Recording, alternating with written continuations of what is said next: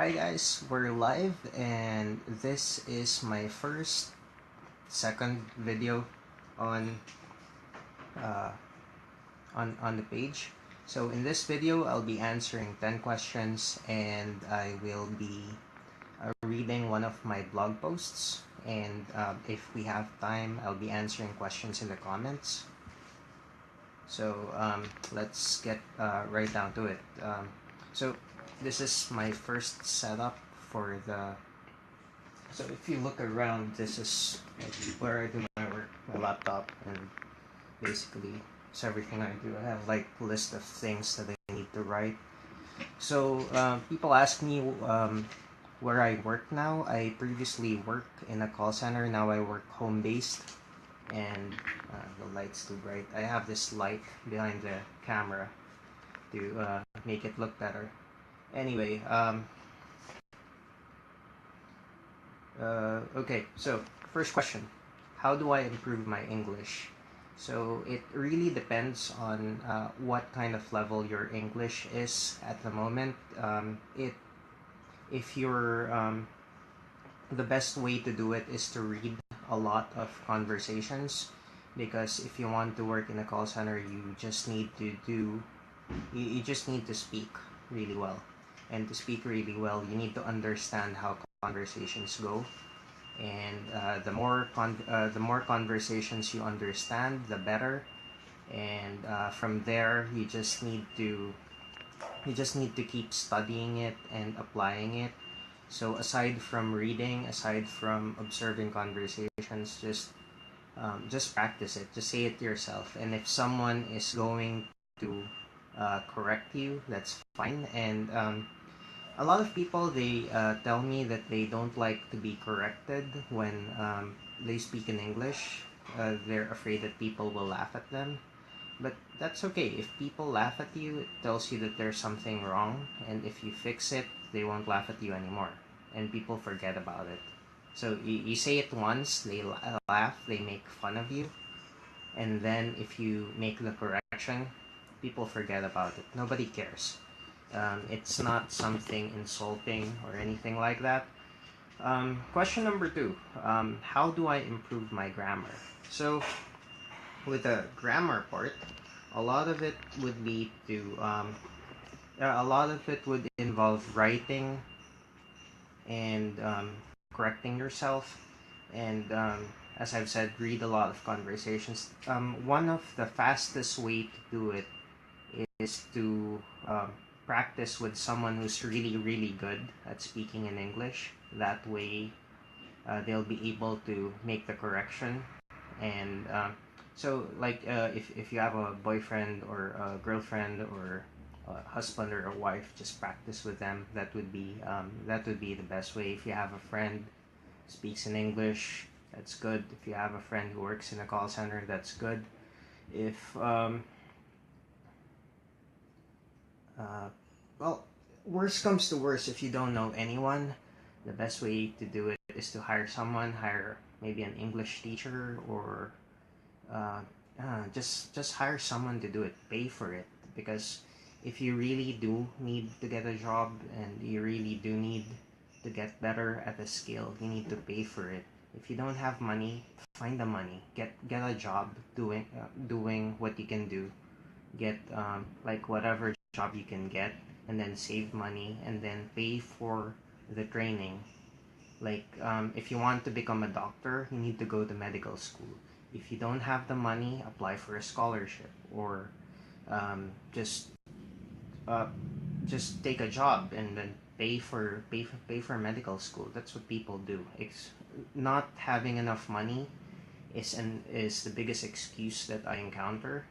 And basically, I've experienced this before. I have had some opportunities, but I my excuse was I didn't have the money, so I didn't learn the skill.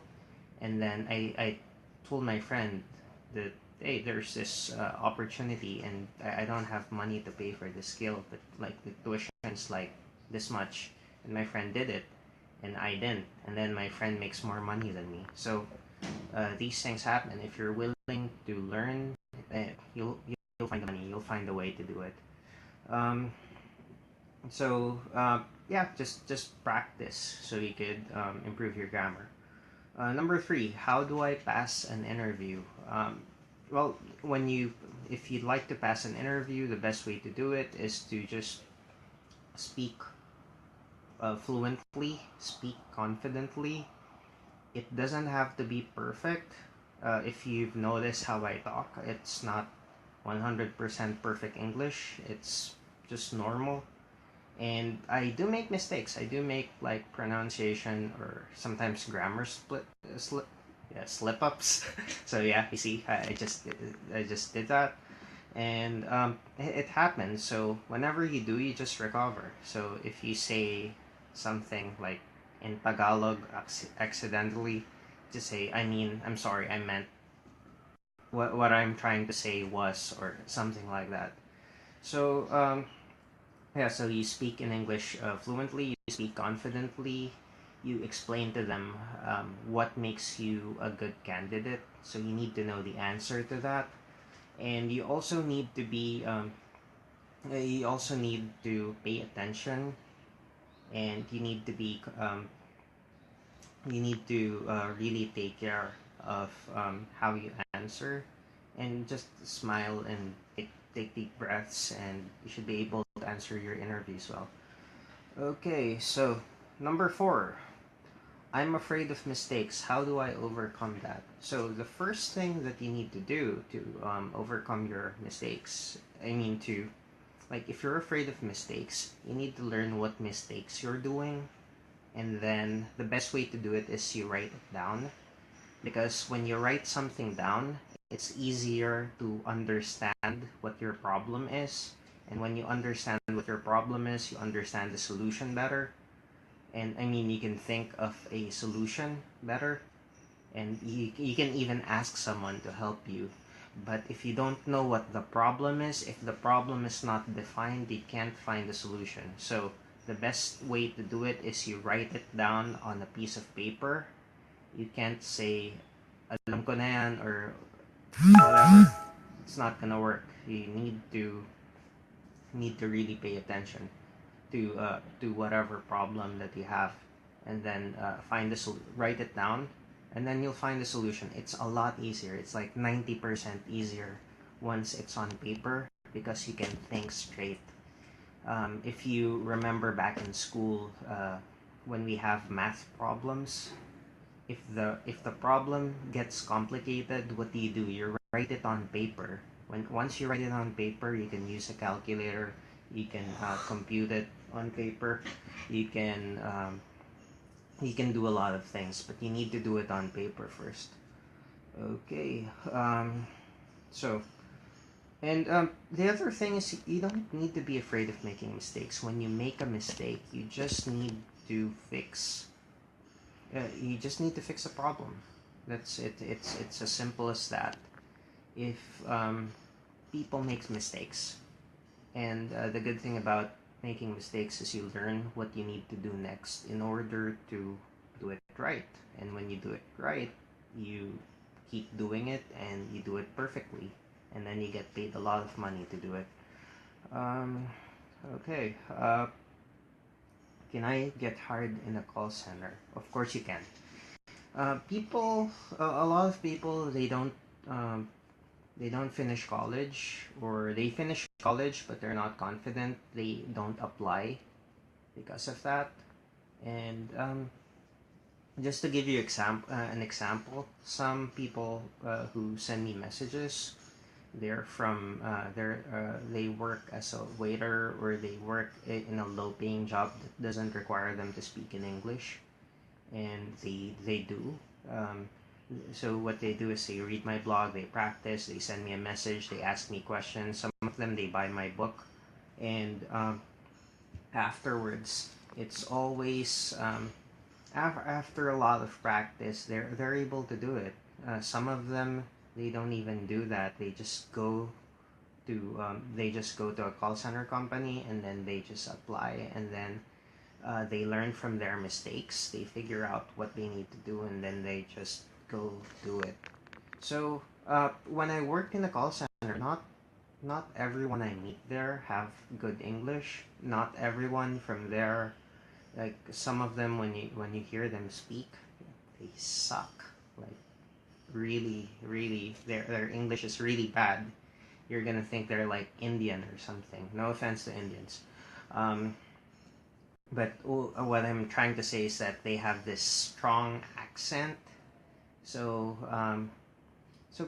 people can get hard even if that's the case. But I recommend that you keep getting better. You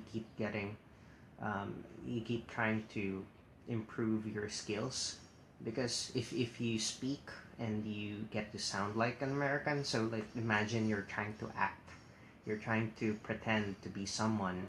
So in this case, you're a Filipino pretending to be an American, and that's perfectly fine. That's when you get that done, it's easy to find a job. You go to a company, they talk to you, you talk to them, they ask you some questions, you answer, you tell some stories, you ask your questions, and it's easy peasy. You're hired, and they give you a job offer that same day. But until you get to that level, you need to keep practicing. Um, so yeah, you can get hired in a call center. So uh, question number 6. So how do I answer the question? Tell me something about yourself. Uh, that's easy. People ask me this a lot, but it's really easy. So I start with my name. I start with where so my name, where I'm from. I tell them about my previous work, and then I tell them about what I do with my free time. So just those 4 things. So my name, where I work, where I'm from, then where I worked, what I did in my job, and what's the what do you call that? What I do with my free time. So um, okay, so give you an example. Hi, I'm Kevin, and I'm from Parañaque, and I used to work in Makati. I worked in sales. So in sales, uh, we reach out, we call customers, try to sell them something, and then we present our product, and then we ask them to buy. So I want to work in a call center because the pay is high, and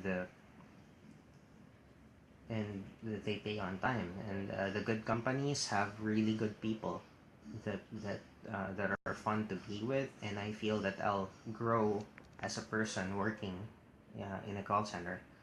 So yeah, I kind of told you more than I should, but that's a good answer. Anyway, so yeah, and then sometimes I talk about what I do with my free time. So I spend my time writing. I write for a blog.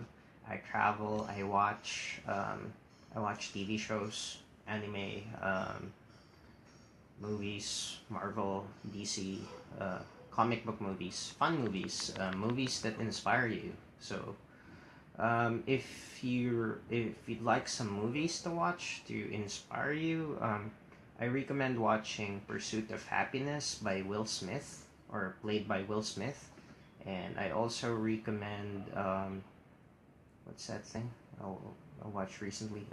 Tomorrowland with George Clooney. It's a really fun movie to watch. So yeah, watch that movie. It's going to inspire you to be better. Okay, next. Um, is there a shortcut to getting better at speaking in English? There is. So the shortcut is finding someone who's really good in English and is willing to teach you. That's the fastest way to do it. So you could get that for free if you have a friend, if you can pay someone. So if you're interested, you could when you buy my book, I actually offer lessons. So we could do it that way as well. So yeah, and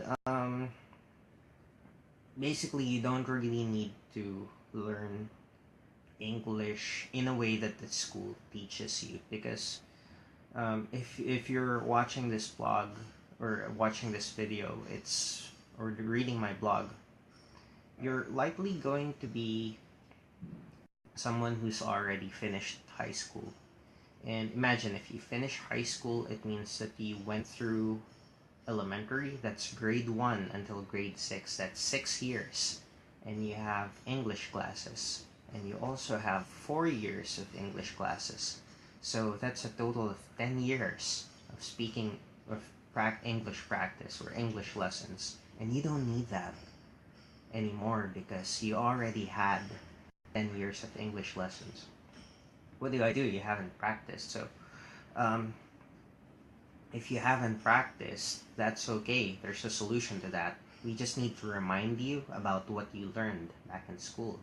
And the best way to do it is to be smart about what you're practicing. So if you look at an English textbook, it's about this thick and it's boring.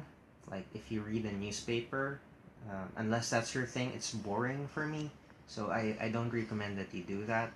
Instead, what I recommend is that you try to learn how to introduce yourself. So that's what I did. Introduction. So you need to on a piece of paper. You just write down your introduction. You write down who are you, what's your where are you from, what are your favorite things to do, what are your favorite I can't think of anything else. I don't know, favorite activities. Like, what's your story? So, the first is you need to learn how to introduce yourself. The second is you need to be able to tell stories. That's why in my book, or in the blog, I recommend people to write down 10 accomplishments that they've had, like 10 things that you're proud of. Because if you have that on your if you have that, there's a story behind that, and if you know how to when you know how to tell the stories, it's easier to convince people that you're what you're trying to say. So let's say you're in an interview situation, and then people tell you that why should we hire you? You tell them because I'm a good worker, and like, oh really? What makes you a good worker? So if you have this list of accomplishments, you could give them examples of why you're a good worker. Um, so yeah, so the first one is to introduce yourself. Second is to tell stories. The third is to give instructions. Oh, sorry. The third is to ask questions. So you need to learn how to ask questions. So questions are simple. What's your name? Where are you from? What um, what activities do you enjoy? What do you enjoy most about working in this company? How what's the process of getting hired at this company? What's a unique benefit to working for this company? What do you really like about working here? And if you could ask questions, you could carry out a conversation. So it's not like a beauty contest with a question and answer portion where like the interviewer is going to ask you a question and then you answer with a yes or a no, and that's not good. So it's them asking questions and then you answer and then you also ask a question. That's how an interview should go. What else? Oh yeah, and giving instructions. Giving instructions are really important. What you need to know about giving instructions is it has to be step by step. The best way to learn how to give instructions is by watching a cooking show. So if you watch a cooking show, you see the chef describing what they're doing to the audience, even if they're showing it to you on TV, and that's perfectly normal. So yeah, learn how to give instructions. So summary, introduction, telling stories, asking questions, and giving introductions. That's the fastest way to do it. I'm still trying to write a book, like 50 sentences that you need to learn so you can get hired and be really good in a call center. I'm not done editing it. I'm doing a lot of work past few months on, so I can't really do that right now, but I'm gonna do it, promise. Huh. Tell me something about yourself. Shortcut to getting better at speaking in English. Number 8. I'm a single mother. How do I convince my employer to hire me? If you're a single mother, you have a stronger drive to be successful, and that's a good thing. So you just need to you just need to talk about your strengths, talk about the things that you're good at, and if you've been a parent, one of the things that you need to you can point out to the interviewer is if you're a parent, you usually work nights to take care of your kid. It wakes you up. You can go with less sleep. You need to manage your time well. You need to be attentive to the details. You need to learn really fast to keep your kid alive. So that's really important. And those are the things that you could share with your interviewer so you can convince them to hire you.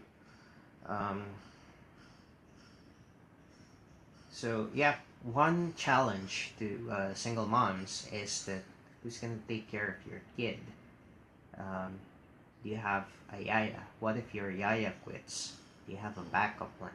So those are the things that you need to prepare for, because if you work in a call center, the biggest most important thing that um, you need to do on a daily basis is to be there on time all the time. So never absent, never late. That's gonna get you fired almost immediately. So you get like 1, 2, 3, and you're fired. That's how strict call centers are when it comes to attendance. So you need to make sure that you have like a yaya, or you have your mom, or you have your spouse do it, taking care of your kids. Um, how do I improve my confidence? Confidence. Number 9. How do I improve my confidence? Oh yeah. One more thing. If whenever I make a mistake, I just you know this. I just try to correct. I just try to just keep going forward. Do do the same thing in an interview. If you realize that you made a mistake with an answer, just like I did, I said make instead of made. So just correct yourself as you go along. If you pretend that the mistake didn't happen, they're gonna take note. But if you corrected your mistake, it's a plus. They know that you know how to say it. That you just made an error. But if you correct yourself, you'll do fine. Um, okay. How do I so yeah, to improve your confidence, it's all about practice. It's all about familiarity.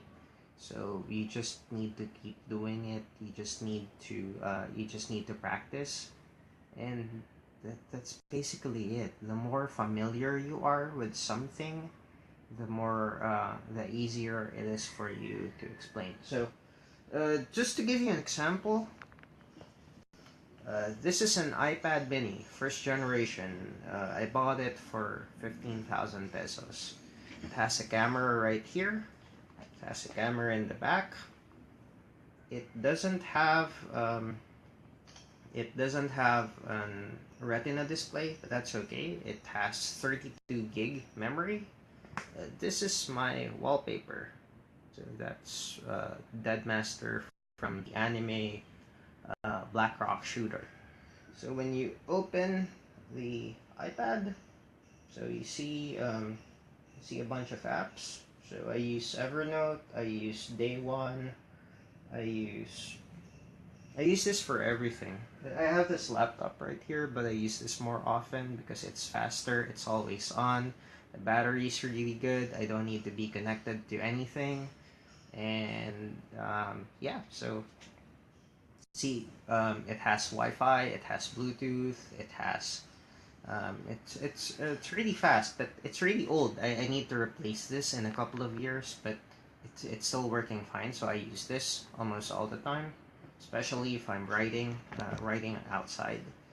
And why do I So if you were to rate how I explained what my iPad is, it's you might say that it might be confident. Um, I might be confident the way I explained it, and that's that's the case. I mean, if you know something to the detail, you'll be able to explain it really well, and you don't need código. You don't need to copy someone's answer. You just have to know the details. So um, I recommend that you write down all the details about yourself. What are your features? What are the benefits of hiring you? What are your strengths? What are your failures? And what did you learn from those failures? If you have weaknesses, if you're aware of your weaknesses, you know what to work on. If you're aware of your mistakes, you know what to correct. So you just need to have this thing called self-awareness. It means that you're aware that you know, or you know what everything about you. So just make sure that you write down all those features, and you'll be fine. Okay, so which brings us to number 10. What are three common mistakes when applying? Huh. So, most common mistake is um, not applying enough times. A lot of people, they go to a call center, they apply once. Sometimes some of them they quit after one application. A lot of them quit after like 3 or 4 applications, and then they stop. They stop and then they give up.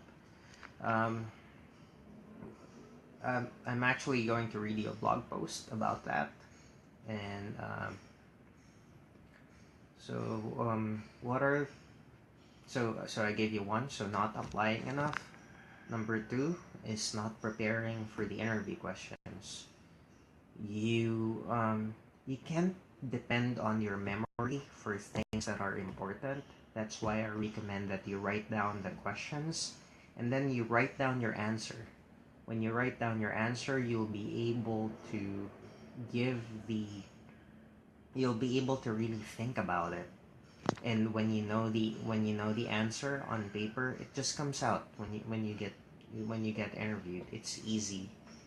And number three is the most common one is not asking questions. If you go to an interview, it's not Miss Universe, or it's not a beauty pageant, or if you're gay, it's not Miss Gay. It's um, it's an interview. You're supposed to sell yourself to the company, and the best salespeople that I've met, they ask good questions. So you need to be able to ask questions. If you ask questions, you know what they're looking for. So instead of like waiting for them to ask what are your strengths and what are your weaknesses, you could just ask them something about what are the best traits of an applicant that you'd like to work here.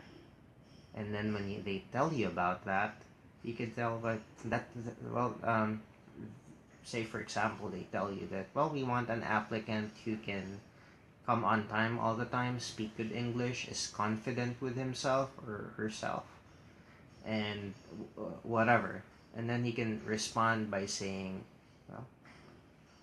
well, well, it's good that you told me that, because I'm actually on time with my job, with my previous job, or back when I was in school, I was on time all the time, and I'm really good at poor wireless connection.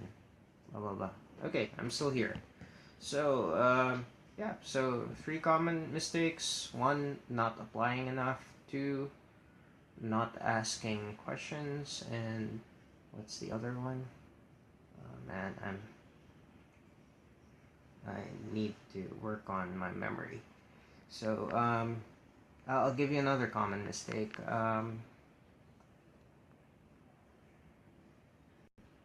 Uh, I'm stuck. I can't think of an answer.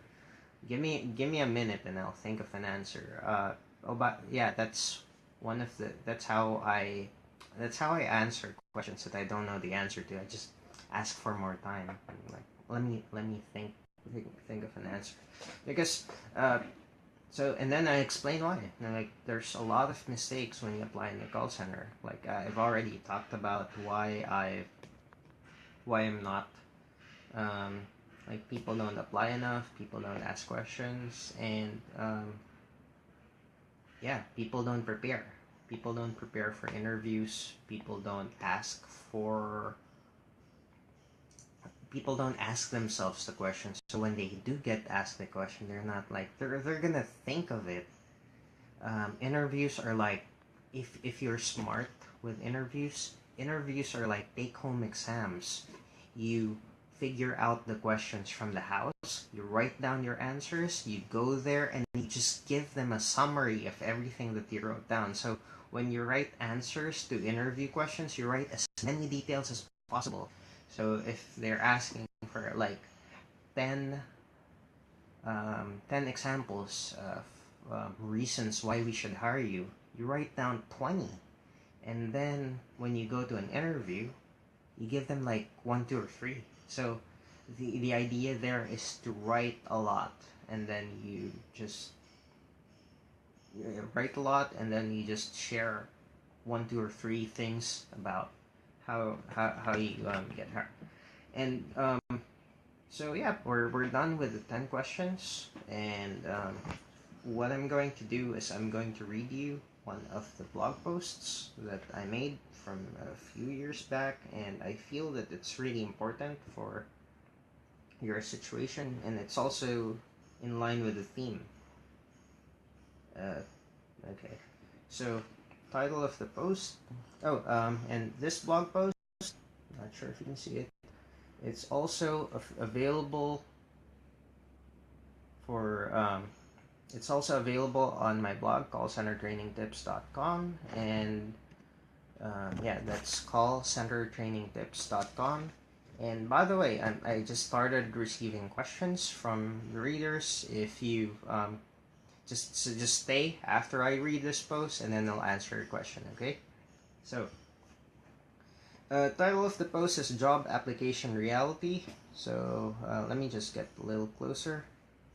The light is so bright and it's hurting my eyes. But anyway, so at my level, it takes me 16 interviews before I can find a company who has an opening that matches my skills and at the same time has an offer that matches the salary that I'm looking for. So often, after several rejections, we feel down and think that there's something wrong with us.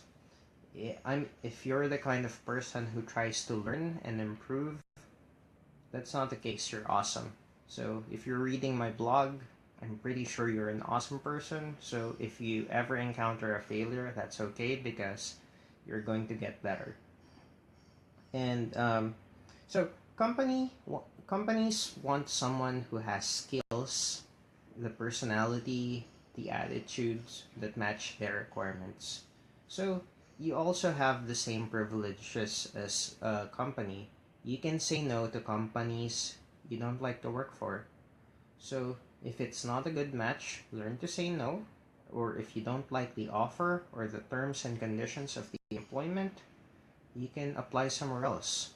Whenever a company gives you a job offer, you're not supposed to just take the job offer because that's the only job offer. I usually, I'm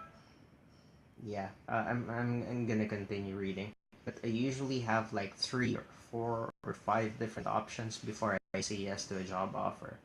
Because if you work for a job, you're gonna likely stay there for a couple of years. And if you get a bad job, then you're stuck there for 2 to 5 years. But I'm usually not afraid of quitting, but I'd like to stay for as long as at least 2 years. I work. My previous job was with West Contact Services, now Alorica, and I stayed there for about 3 years, and I had an awesome time. I started as a call center newbie. I yeah I'm new. I'm new to tech support that has sales, and I became top agent twice, which is pretty awesome. One for customer feedback, and the other one would be for sales. So yeah, I had an awesome time there. But if I just took whatever job that came my way, I'm like I've had some jobs that are really bad. I mean, I've had the worst time of my life, and I don't want to work for companies like that anymore. So you also need to be careful where you apply in. So let me continue reading. Uh, so if you want to work in a specific company or industry, ask them what you need to improve. After you receive a "we'll just call you" response. So if a recruiter tells you that we'll just call you for the next step, you need to make sure that they give you a date and a time. So like, okay, so we're done. So the next step should be another interview or another exam or whatever. There has to be a next step with a definite date or time. Usually, call centers have a 1 day process when it comes to hiring. So they need to be you need to be able to they need to be able to give you that. If it's we'll just call you, or there's no definite time, or I need to submit this to my hiring manager and blah blah blah, that's bullshit. So you just need to find out, like, hey, what things do I need to improve on? What mistakes did I make? How can I fix that?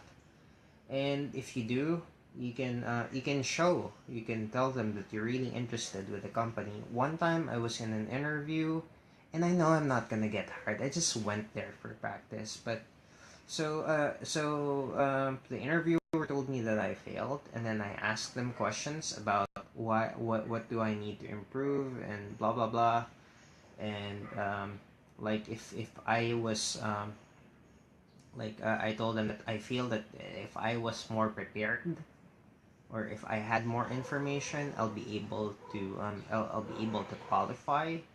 And if you give me some tips, I'll be able to prove to you that I'm the best person for the job. So what happened there was that the interviewer gave me after telling me that I failed, talked to me for another 2 hours, and I almost got the job. I was able to speak with the president of the company, in fact. So that's because they wanted to hire me as a special case, because in that company they wanted someone who finished college, and I didn't at that time. I yeah, they wanted to make me a special case, and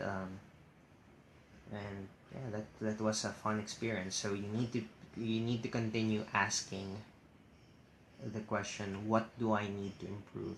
How can I say this better? So anyway, I'll continue reading. So in case the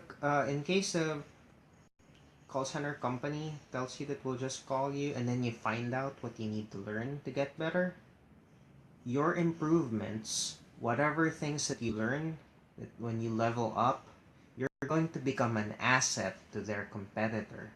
So if they don't hire you, you're gonna be an asset to their competitor. So anyway, so if a company won't pay for the value that you can deliver, somebody else will. So when you apply, that's not the only company in the Philippines. There are hundreds of call centers and companies in the Philippines. So it's perfectly fine. So never settle. And when I share this attitude in person, people cringe at the thought of walking away from job offers. I can guess that's because they believe that opportunities are scarce, or that's a complicated word. Um, a lot of people believe that there are not enough opportunities, and that's the reason why they settle for really bad ones. They never leave their job even if there's a better offer. I remember my first job is working in a mall. We hand out flyers. If you've ever heard of the company Family First, we give out flyers, and we try to get people to attend this 3 hour seminar, and they try to sell insurance to those people. And it's a really tough job, but it taught me how to just keep asking. If you keep asking, you're going to find someone who will. Like, who in their sane mind will spend 3 hours in a seminar about insurance so they can receive an umbrella and some raffle tickets to a car that's being drawn once a year? I mean, that doesn't make sense, right? But if you ask enough people, someone will, and that's the thing with call centers. You just um, in sales they taught us this SW4. It's a formula. So it's the letter S and the letter W. So it means some will, so some people will, and then the next SW is some won't, and then the third one would be so what, and then someone's waiting, and then you proceed to the next one. So again, it's some will, some won't, so what, someone else is waiting, and next. So wait a minute.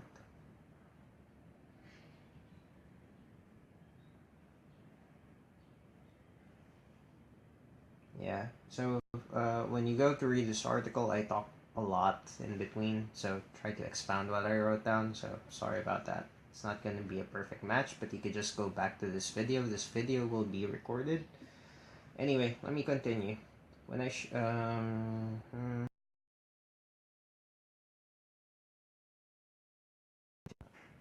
in my experience, there's more than enough opportunities for everybody. Wait, my Wi-Fi is bad. I guess maybe because I have like three devices connected to the Wi-Fi. Let me just... Okay, everything else is disabled. Okay, my Wi-Fi should get better. Um, Alright, again, so in my experience, there's more than enough opportunities for everybody. The problem is that we give up when we hit roadblocks. So when I look for work, what I do is after I finalize my resume, I print 20 copies. That way, I know that I have no right to complain or I have no right to give up until after I use up all 20 resumes in my interview. So hesitation will steal away opportunities from you or steal away good jobs more than saying no to bad job offers will. So I also want to bring to your attention the fact that if you pick up a job that you don't like simply because it's a job offer and you haven't gotten one in a while, you're closing your door to other opportunities as well. So company recruiters assume that when you that you want to work for a company when you go to an interview. So have an attitude that you'd like to see if you want to work there. So it puts more odds in your favor. If it doesn't work out, walk away. Um, so pick carefully and understand that no job is um, like uh, job is not a love life. It's not worth stressing over. So anyway, here's a summary. So based on experience, the first 5 applications are bad. So I usually say something stupid or I just fail the interview. So that's okay. The first 5 interviews you go to are practice. Next 5 applications are usually just bad companies. So when I go there, I find out that the pay is really low or the conditions are really bad, like split rest days or something like that, like no weekends or people complain, whatever. Um, yeah, I say no to these job offers. And then the final 5 interviews are acceptable. So they like me and I like them. So I pick the best offer that I feel that I'm going to grow at. And yeah,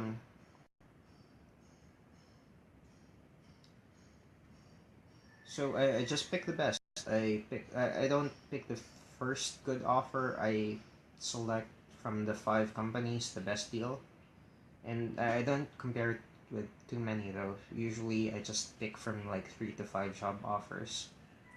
And yeah, so always remember, you when you apply, make an offer, get the deal, or walk away. And that's all there is to it. Anyway, I'm just going to answer this question by Paul Rooster. So, bro, I just want to know how to deal with the question. Why did you resign from your previous call center company? Thanks. So the answer to that is you need to figure out why you resigned. If were you terminated, or were you did you really leave? Because it's so ah, that's an interesting question. Let me think about that. Because there are a bunch of things that you need to consider. So if you resigned, if you got fired, then you could just tell them that you're looking for better opportunities. That's the best answer. Or you had to stop working because you had this emergency. That's also acceptable. You needed to take care. You need to get your story straight. Or what's not acceptable is like if you had a fight with your boss, if there's a management problem, or um, well, if it's a management problem, salary issues are usually acceptable. Like my salary keeps getting delayed, or there's a bunch of salary disputes, and I needed a job, and I don't really need to worry about the salary, so that works too. Or you just need to look for companies that I mean, you're looking for a company that has better opportunities. You know, you could just tell them that there's not a lot of room for growth, or for promotions, or internal promotions. So I'm looking for something like that. So you could either talk about. So it's the same reason. So you just bring your answer back to why you want to work in a call center, or in that call center. So yeah, that's pretty much it. I have no idea how long we've been recording, but so if you want more sessions like these, just hit like, or if you have questions, leave a comment or send me a message. And also, please visit callcentertrainingtips.com. Thank you for everyone who bought my book. And if you'd like to get your copy, or hire me to train you, just send me a message. And thanks for all your support. See you guys soon. All right. Bye bye.